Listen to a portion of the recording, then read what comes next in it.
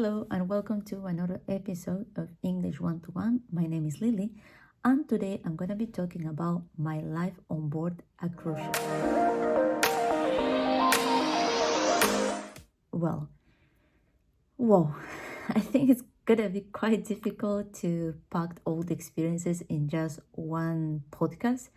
I think I will need definitely a series of podcasts to talk about this because I was working in a cruise line for nearly 7 years, and the experiences that I had, of course, they are like more than I can count or more than I can remember, probably.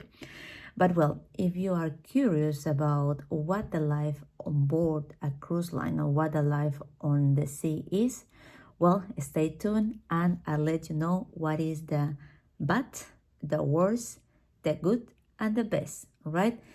And let's start with some bad things because, of course, kind of bad news, bad things come first, and then we can sweeten it a little bit with a good side, right?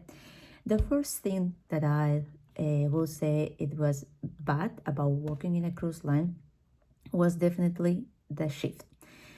And this is going to depend a lot, of course, on the department that you work. But for departments such as food and beverage, let's say the restaurant and the cooks, and for the housekeeping area, you can actually work up to 14, 16 hours. And working these many hours for periods of 6, 7, 8, 9, 10 months on board really sounds quite unhuman. But a lot of people handle this for years. Really, my respect for people who can handle that for years or who actually get used to that, right?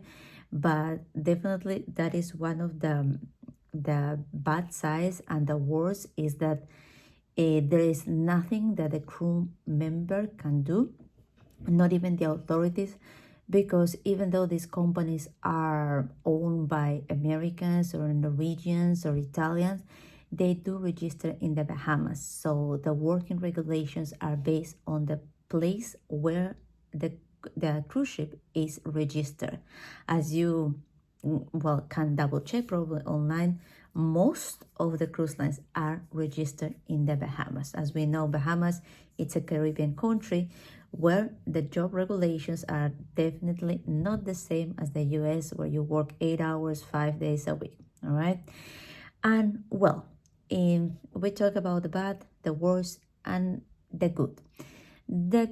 One of the good things, in my opinion, it's the diversity that you find on board a cruise line. And this diversity can help you to open your mind and see things differently than the perspective that you used to have, right? There are literally people from all around the world working in one place. And in that way, the company is very emphatic, okay, on creating this multicultural environment where everyone respects each other. So when you work on board, you will not feel like you could even be discriminated, whether because of your religion, your race, your sexual orientation, because the companies, they make sure that you do work in a safe environment. So whatever you believe in is, whatever you are, you can feel free to be who you are in the cruise line. And I've met a lot of people that one of the main reasons they keep on coming back to the ships, even though the life and the job there was hard, it was exactly because of that, because they couldn't be who they wanted to be back in their countries. And it is kind of having two lives, right? Like Hannah Montana.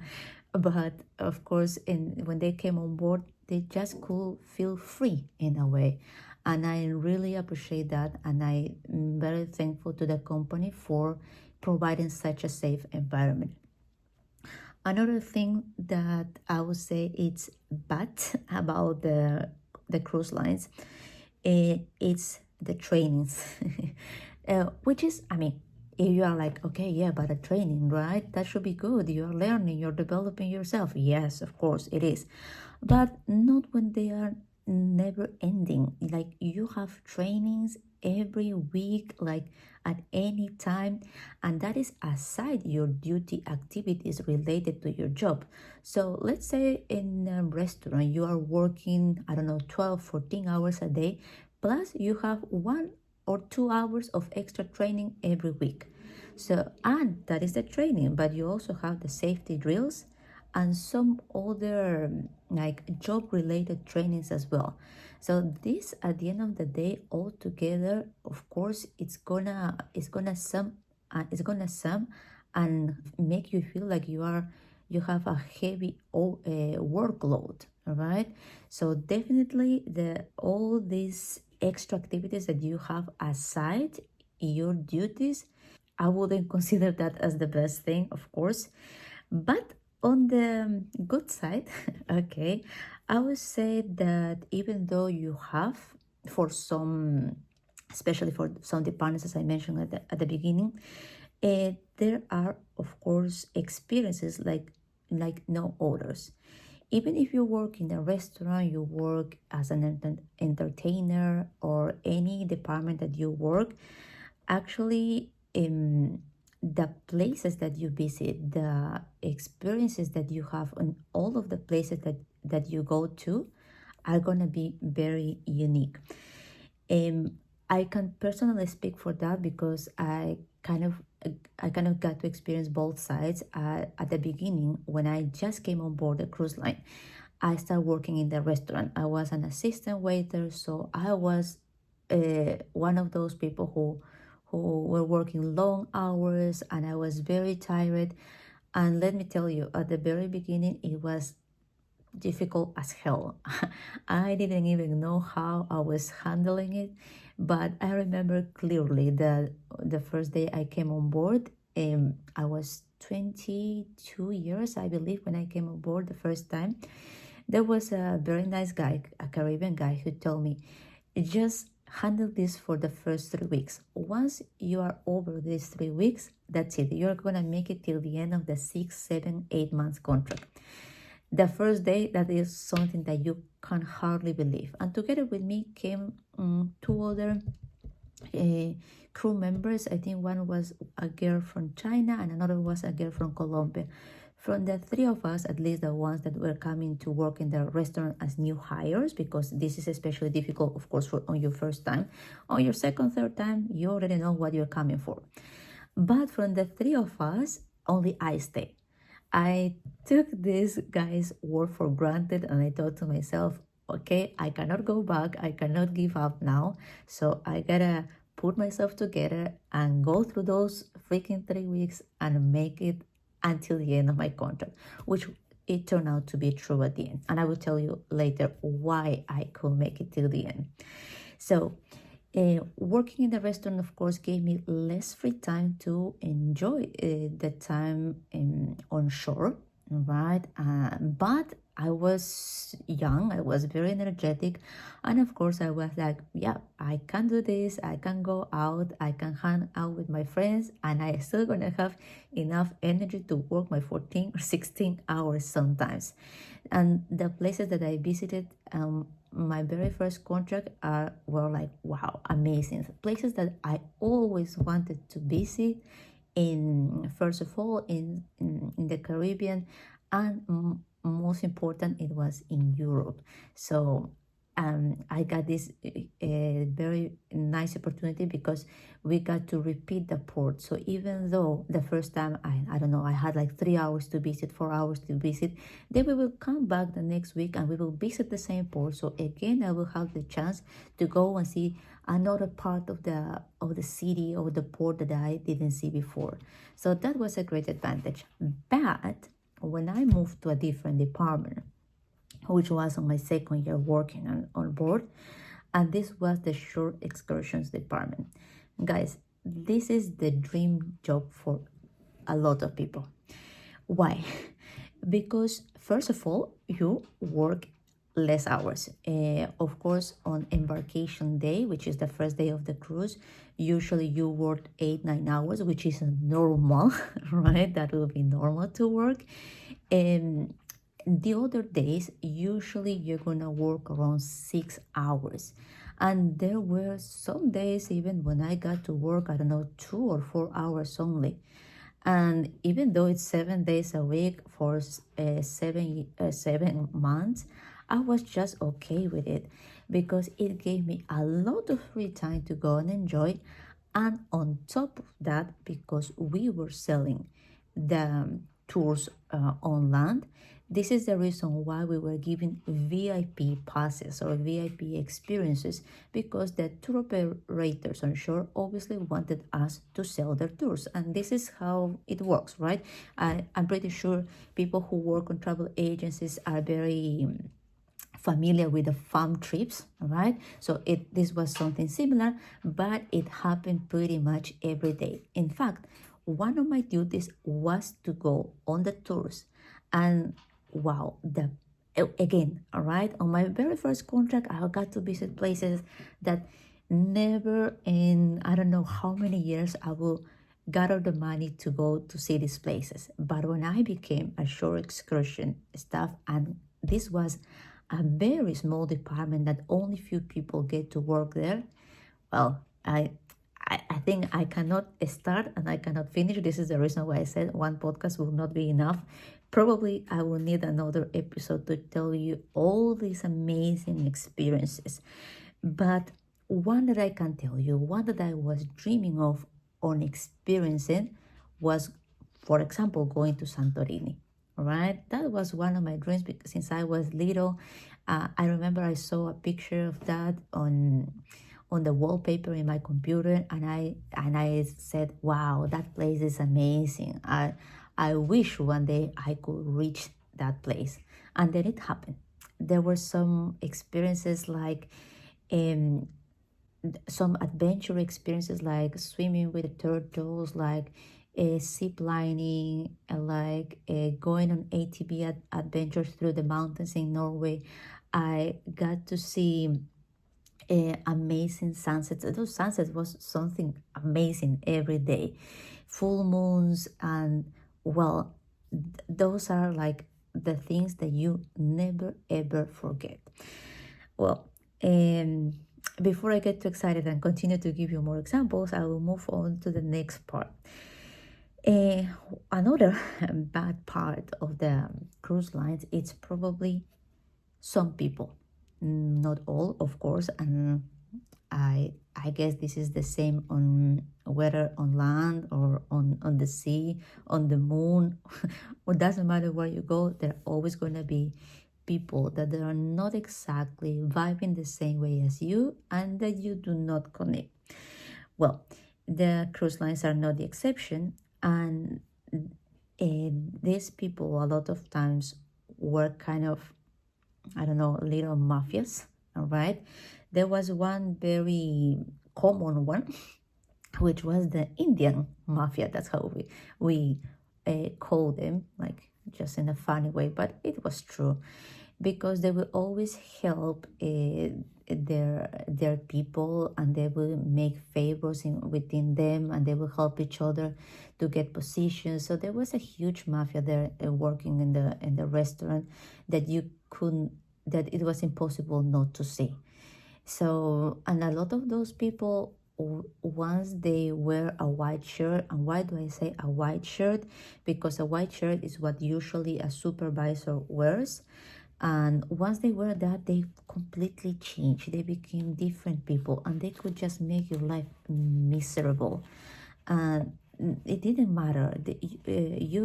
The way they treated you, a lot of times it was like you were not even a human.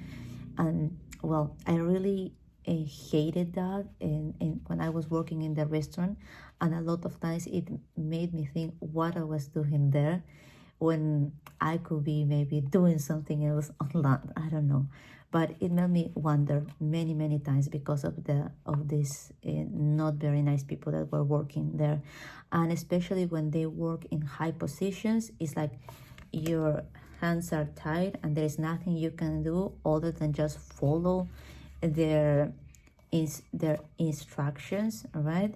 And well, and that's it, handle the situation. However, of course, there are beautiful people that you connect with, and this is actually one of the reasons I stay on board, even though it was very difficult, especially at the beginning. I got to meet some people that I can now call them friends for life, who helped me go through all the difficult challenges and situations, and they were by my side. In fact, more than the beautiful and real experiences that you have or the places that you visit, I think it's this human connection, this human relations that you make on board, that is what keep you going. And that was my personal experience, but I think most of crew members will agree on that, because if you don't have that human connection, you can be the loneliest person in the world, even you are surrounded by another 2,000 crew members.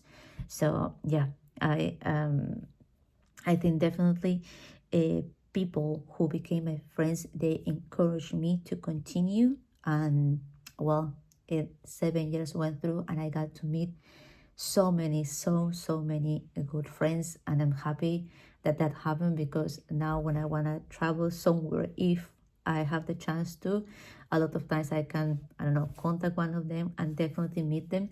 And every time I meet them, I got to meet some friends even after, I don't know, 8-10 years that we were working together, and it just feels like time didn't pass. This is how strong relations or human relations can come when you work on board the cruise line. Another thing, of course, that I actually mentioned at the beginning are the jobs. The jobs itself, certain positions are, I think, if you compare them to that same positions like the kitchen, the restaurants, the bar, or in housekeeping, if you compare the money in this case that they make on land and the money they make on board, of course there is a difference.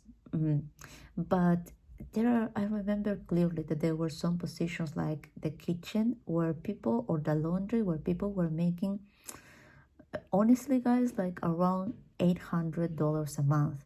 And $800 a month, I think this is a money that, well, maybe now it has changed, which I doubt it has changed that much. Maybe $100 or $200 more than before, but this is sure an amount of money that I think it could be done in some countries, including Peru, which is where I come from. I think definitely if you work your ass the same as you do in the cruise line anyhow, you can probably make the same amount of money. And well, this is not a position that I will recommend anyone to apply to, unless of course you want the experience, and well, you're just like the same as me, right? I went through this experience because I was young, I could handle it, I have the energy, and I wanted the experience of traveling around the world, and that was the cost for that. Of course, in that way, well, go ahead. But that is exactly the same reason why I couldn't continue working in that department. And that is probably the good side. Because when you want to apply for another position, there are chances for everyone. If you are really capable and you have the necessary skills to step up in your position, you are going to do it. I think it depends a lot on the person and how much you want to sacrifice sometimes to get to that place, but it is totally worth it, and there are no differences between person to person. All of them get the same opportunities. In fact, I have very good friends who nowadays they are managers, and I have a friend from Mexico. He's a guest services manager. I have another friend from Peru. She's an activities manager, and they all started. My friend from Mexico, he was a cook, so he started in a very low position, and now he has a position which he worked his ass for, and he totally deserves it. The same for my other friends. I'm very proud of them, and they definitely nail the chances that they have, and this is the reason why they are where they are now. All right, so yes, there are opportunities for everyone, and that is great. The last that I would like to mention about the bad side is the mental health. Even though, of course, if there is health insurance provided to the crew members, and if you have any kind of illness, they will take care of you. They will send you on shore to treat you in a hospital or whatever. When it comes to mental health, I think there is nobody really takes care of that. And I don't know if you guys have ever heard of that, but there are people that, of course, has taken their own lives because uh, of the stressful jobs they've got. Because working in a cruise line is not a walk in the park, not at all. And none, neither all my experiences nor uh, others people's experiences can represent or can make you imagine what the life is there. For me, it was a change, like really like upside down. This is the life on shore on land, and totally the opposite is the life on the sea. Like nothing in life really prepares you for that. But I think mental care or mental health is something that they should start taking into consideration. But I think this has been mentioned probably by some other, I don't know, specialists or people, and nothing yet has been done. Well, I think I have still a longer list, but I've seen that this is going quite long. And so what I'm gonna do is actually I'm gonna leave a second part, okay, to tell you more about the working on board the cruise line. Today, well, I really didn't focus on my own experiences more than just the overall experience, okay? But for today, what I can tell you is that in the life on board a cruise line can be amazing, but can as well not be. In my view, it was a rewarding experience, but it came along with so many challenges. And definitely, this is a life changing adventure that I will recommend for, especially for young people. Believe it or not, guys. There are people, of course, who work on cruise lines for 20, 30, I don't know how many years. But to start working on a cruise line, I would definitely recommend it to do it while you are young. And then you will see if that life is for you or not. I am one of those who actually quit after 7 years, and I have no regrets at all about doing that. I actually think it was one of the best decisions that I ever made, because ever since that happened, my life take unexpected turns, which I'm very thankful. And I think it was actually the right decision. But once again, there are people that I know that they've been working there for 10, 15, 20 years, and that their life is amazing, and they made the right decision by staying there. All right, so you want to get to know more, do not miss the next episode, where I will continue to talk about some bad, worst, good, and best, and probably add some personal experiences and some, I didn't mention them today, but I will mention them in the next episode, some even creepy or terrifying experiences that you will not believe that I actually have seen myself or gone through. All right, so perfect. Thank you very much, guys. I will see you in the next episode. Bye.